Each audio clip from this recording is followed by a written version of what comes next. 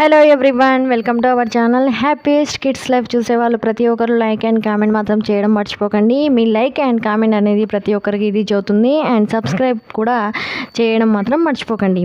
So ఈరోజు video వచ్చేసి మా బాబు కారులో తిరగడం అనమాట. సో మా ఊర్లో ఒక జాతర అయితే పడింది అనమాట. సో కురుమూర్తి స్వామి జాతర, ఆ జాతరకు అయితే వెళ్ళడం జరిగింది. అండ్ అదేవిధంగా అక్కడికి వెళ్ళిన తర్వాత మా బాబుకి కనిపించింది కార్, అండ్ అదేవిధంగా కొన్ని ట్రైన్ లాంటివి కనిపించాయి అనమాట. సో మా బాబు మాత్రం ఫస్ట్ కార్ ఎక్కుతాను అనేసి ఎక్కడం జరిగింది.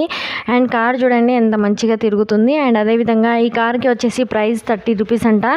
అండ్ అదేవిధంగా మధ్యలో శ్రీ ఆంజనేయుడి గుడి కూడా పెట్టడం జరిగింది. సో దానికి లైట్స్ కలర్ఫుల్గా ఉంటాయన్నమాట. సో మేము డే టైంలో వెళ్ళాం కాబట్టి అంత కలర్ఫుల్గా అనిపించట్లేదు, కానీ లైట్స్ వేస్తే మాత్రం చాలా కలర్ఫుల్గా కనిపిస్తుంది. అండ్ అదేవిధంగా డే టైంలో వెళ్ళాం కాబట్టి చాలాసేపే తిప్పారు. 30 రూపీస్కి 5 మినిట్స్ అని చెప్పారు, కానీ 10 to 15 మినిట్స్ తిప్పారనమాట. అండ్ అదేవిధంగా మా బాబు కిందికి దిగమంటే ఎంతకు కూడా దిగను అని చెప్పేశాడు. మళ్ళీ 30 రూపీస్ ఇచ్చి మళ్ళీ ఆమె దగ్గర మాట్లాడి మళ్ళీ చేయడం జరిగింది. సో 30, 60 రూపీస్ వెళ్ళిపోయాయి. సో 15 to 15 అంటే 30 మినిట్స్ వరకు మా బాబు కారులో తిరగడం జరిగింది.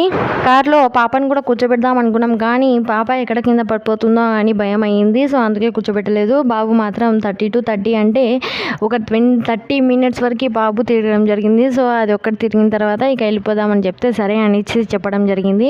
సో ఈ విధంగా మా బాబు అయితే చాలా ఎంజాయ్మెంట్ చేయడం జరిగింది. ఆ కారు అంటే తను ఏ విధంగా ఫీల్ అవుతున్నాడంటే నేను నడుపుతున్న కారు అన్నట్టు ఫీల్ అయ్యి దాంట్లో కూర్చోవడం జరిగిందనమాట. సో చాలా ఎంజాయ్మెంట్ మూమెంట్ మా బాబుకి.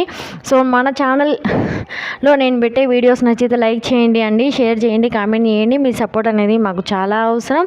థ్యాంక్ యూ అండి, థ్యాంక్ యూ సో మచ్. ఈరోజు వీడియో నచ్చితే లైక్ చేయండి, షేర్ చేయండి, కామెంట్ చేయండి అండ్ సబ్స్క్రైబ్ చేయండి. మీ ఇంట్లో కూడా మీ పిల్లలు ఈ విధంగానే ఎంజాయ్మెంట్ చేస్తారా అనేది మాత్రం కామెంట్ బాక్స్లో పెట్టండి. Thank you.